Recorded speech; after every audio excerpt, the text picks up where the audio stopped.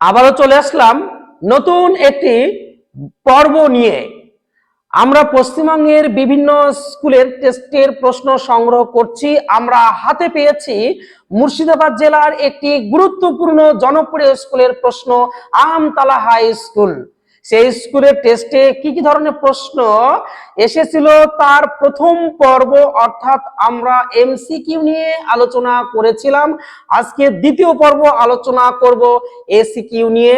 তাই বন্ধুরা, যারা প্রথম পর্বের ভিডিওটি দেখোনি, আমাদের প্লেলিস্টে গিয়ে তোমরা সম্পূর্ণ প্রথম পার্টটি দেখার পর দ্বিতীয় পার্টটি শুরু করো, তাহলে দেখবে তোমরা এই প্রশ্ন থেকে তোমাদের স্কুলে যে পরীক্ষা হতে চলেছে তা পুরোপুরি কি কমন পেতে চলেছ। তো দেখো, চলো আমরা শুরু করি। এবার দেখো, আলোচনা হবে কম বেশি 20টি শব্দের মধ্যে প্রশ্নগুলির উত্তর দাও। এখানে আমরা জানি এসিকিউ 19 নম্বরের থাকে। তোমরা ভিডিওটি প্রথম থেকে শেষ পর্যন্ত দেখো, অবশ্যই লাভবান হবে। এখান থেকে 100% তোমরা কমন পাবে। তো দেখো, 2-1, যে কোনো 4টি প্রশ্নের উত্তর দাও। এখানে দেখো, প্রথম প্রশ্ন রয়েছে যে বলতে গেলে ছেলে দুটোর সবই একরকম, তফাৎ শুধু এই যে তফাৎ কি ছিল? অমৃতের মা বাবা আর 3 ভাই রয়েছে, ইসাবের শুধুমাত্র বাবা রয়েছে। 2-1 দেখো, নদের চাঁদ সব বোঝে। নদের চাঁদ কি বোঝে? 30 বছর বয়সে নদীর প্রতি অস্বাভাবিক যে ভালোবাসা, এটা নদের চাঁদ বোঝে। 3 নম্বর দেখো রয়েছে যে এই সুখবরে তারা সব খুশি হয়ে গেল। কোন সুখবরে? এই সুখবর তারা খুশি হয়ে গেল কোন সুখবরে? অপূর্বকে দেখবে লাথি মেরেছিল, তাতে যে হাড় পাঁজরা ভেঙে যায়নি, এই খবরে তারা সুখী হয়ে ছিল। 1-4 দেখো রয়েছে যে 2-1 দেখো, বা এ তো বেশ মজার ব্যাপার। কোনটিকে মজার ব্যাপার বলা হয়েছে? সন্ন্যাসীর পায়ের ধুলো দুর্লভ হলেও কাঠের খড়মে সোনার বোল লাগিয়ে তার পায়ের কাছে ধরতেই তিনি পা বাড়িয়ে দিলেন, সেই ফাঁকে জগদীশবাবু সন্ন্যাসী পায়ের ধুলো নিয়েছিলেন। তারপরে 2-দেখো 1-5, তপনের গল্প পড়ে ছোট মাসি কি বলেছিল? তার লেখাটি ভালো হয়েছে, আবার বলেছিল কোথাও কোথাও তুই টুকলিফাই করিসনি তো। এবার দেখো, আমরা আলোচনা করব, দেখো 2-2, যে কোনো 4টি প্রশ্নের উত্তর দাও। এখানে 4-4 রয়েছে। শিশু আর বাড়িরা খুন হলো, শিশু আর বাড়িরা খুন হয়েছিল কেন? কি বলবে বলো তো? দেখো, ভারতবর্ষের যুদ্ধে শিশু ও বাড়িরা কি হয়েছিল? খুন হয়েছিল। তারপর 2-2 দেখো রয়েছে, এসো যুগান্তরের কবির ভূমিকাটি কি হবে? ভারতবর্ষের অচেতন ভীরু দেশবাসীকে ভয় পেতে নিষেধ করেছেন। তারপরে দেখো রয়েছে 2-2 দেখো 3 রয়েছে যে ধ্বংস দেখে ভয় কেন তোর? কবি এ প্রশ্ন কাদের উদ্দেশ্যে করেছেন? এ প্রশ্ন করেছেন ভারতবর্ষের যে তরুণ যে প্রজন্ম, সেই প্রজন্মদের উদ্দেশ্যে এ কথা বলেছেন। তারপর দেখো রয়েছে বালা অনুমান করে নিজ চিতে, বালা কি অনুমান কি করেছিল? সংজ্ঞাহীন অপূর্বা কন্যাটিকে দেখে সমুদ্র কন্যা অনুমান করেন যে হয়তো দেবরাজ ইন্দ্রের অভিশাপে কোনো বিদ্যাধরী স্বর্গভ্রষ্ট হয়ে পৃথিবীতে এসে পড়েছেন, কিংবা সামুদ্রিক ঝড়ের প্রকোপে এই অবস্থা তার কি হয়েছিল। তোমায় নিয়ে বেড়াবে গান, গান কোথায় বেড়াবে? নদীতে এবং দেশ গায়ে। এবার দেখো রয়েছে 2-3, যে কোনো 3টি প্রশ্ন উত্তর দাও। 3-3, বাংলা ভাষায় বিজ্ঞান প্রবন্ধে রাজশেখর বসু 2য় শ্রেণীর পাঠক বলতে কাদের বুঝিয়েছেন? যারা ইংরেজি জানে এবং ইংরেজি ভাষায় অল্পাধিক বিজ্ঞান পড়েছে। 2-দেখো 3-3, ক্যালিগ্রাফিস্ট কাদের বলা হয়?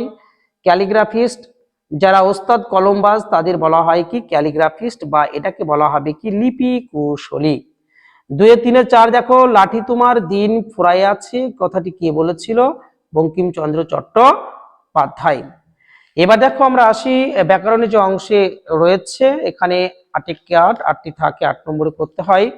দেখো 2-4-1, অনুক্ত কর্তার একটি উদাহরণ দাও। অনুক্ত কর্তা বলতে কি বোঝায়? কর্ম এবং ভাববাচ্যের কর্তাকে অনুক্ত কর্তা বলা হয়। যেমন আপনার কোথায় থাকা হয়, এটা তোমরা লিখতে পারো ভাববাচ্যে। আবার বৃষ্টি নামা হলো, এটাও তোমরা লিখতে পারো ভাববাচ্যে। অকারক কাকে বলে? ক্রিয়াপদের সঙ্গে যখন বাক্য মধ্যস্থ পদের কোনো সম্পর্ক থাকে না, তখন তাকেই বলা হবে কি? অকারক। ওই আসে সুন্দর, নিম্নলিখিত পদটি কারক বিভক্তি নির্ণয় করো। ওই আসে সুন্দর, কে আসে সুন্দর, অর্থাৎ এখানে কর্তৃক কারক শূন্য বিভক্তি। নিত্য সমাস কাকে বলে? যে সমাসের ব্যাসবাক্য হয় না বা ব্যাসবাক্য করতে গেলে অন্য পদের সাহায্য নিতে হয়, তখন তাকে বলা হবে কি? নিত্য সমাস। 2-4-5 দেখো রয়েছে শশ ব্যস্ত, পদটির ব্যাসবাক্য সহ সমাসের হচ্ছে কি নাম লেখো। শশকের ন্যায় ব্যস্ত, এটা কর্মধারায় সমাস। তো চলো আমরা পরেগুলো ধীরে ধীরে আমরা দেখতে থাকবো। দেখো রয়েছে 2-4-7 একটা পরিচয় থাকা চাই, প্রশ্ন সূচক বাক্যে রূপান্তরিত করো। একটা পরিচয় কি থাকা চাই না, শেষে জিজ্ঞাসা চিহ্ন দেবে। 2-4-8 দেখো রয়েছে টিফিনের সময় উভয়ে একত্রে বসিয়া জল যোগ করিত, বাক্যটির উদ্দেশ্য পদ ও বিধেয় পদ নির্ণয় করে। এখানে উভয় হচ্ছে উদ্দেশ্য পদ, বাকি যে অংশটা পড়ে আছে সেটাকে আমরা বিধেয় পদ বলি।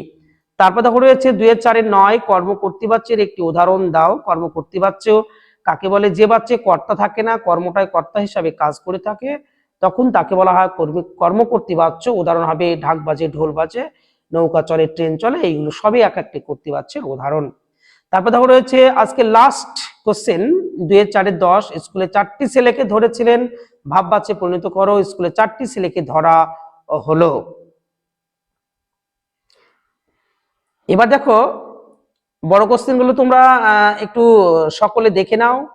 এখান থেকে তোমরা 100% প্রশ্ন কমন পাবে। তোমরা এইগুলো প্রথম থেকে শেষ পর্যন্ত প্র্যাকটিস করতে থাকো, সব কমন প্রশ্ন দেখো, খুব সুন্দর প্রশ্ন এসেছে। এই প্রশ্নগুলো তোমরা দেখতে থাকো, এইগুলো নিয়েই প্র্যাকটিস করো। দেখো রয়েছে 8-এর কম বেশি কৃতি সিংহ কণিকে সাঁতারে চ্যাম্পিয়ন করানোর জন্য যে কঠোর অনুসরণ করেছিলেন তার ব্যবস্থা, এটা বুকের মধ্যে পুষে রাখো। কি পুষে রাখার কথা বলা হয়েছে? সবই কমন কোশ্চেন, আমাদের পূর্বের ক্লাসে এগুলো সব করানো হয়েছিল। তারপরে দেখো বঙ্গানুবাদ্য কমন আছে, ম্যান ইজ দা হচ্ছে maker of of his future, এই প্রশ্নটা করানো আছে।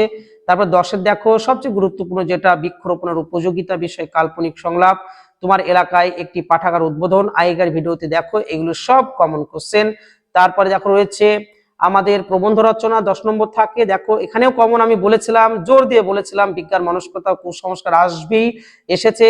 আর বলেছিলাম দেখো বাংলার উৎসব, এটাও কমন রয়েছে। এছাড়াও দেখবে রয়েছে এখানে সাহিত্য পাঠের প্রয়োজনীয়তা, একটি গাছের আত্মকথা।